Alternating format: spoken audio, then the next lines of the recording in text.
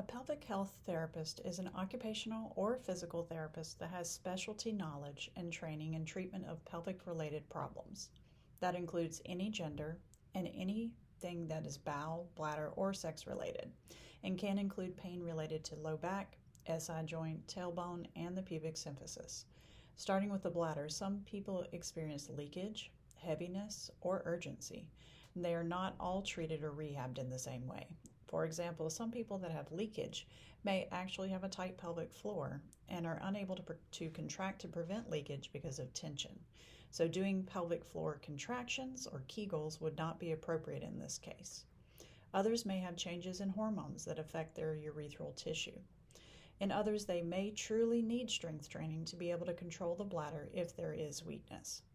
The feeling of heaviness is usually related to prolapse of some type, and working with a pelvic health therapist can address this.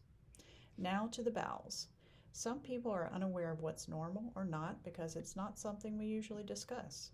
However, we do delve into these questions and ask about bowel habits, including positioning, frequency, satisfaction, consistency of the stool, and management of water and fiber. Sometimes people are constipated, and sometimes they have diarrhea. Sometimes pain and sometimes straining. Sometimes there's a feeling of incomplete emptying, and then finally sometimes prolapse. Each of these things are problems we can address in concert with other healthcare professionals.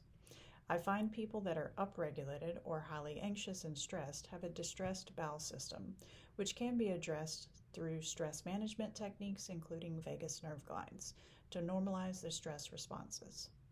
Finally, anything sex-related. We treat people that may have complaints about pain or difficulty with penetration, discomfort or difficulty with orgasm, trauma history, positional-related complaints, numbness, burning, pain with ejaculation, tearing during childbirth, and etc.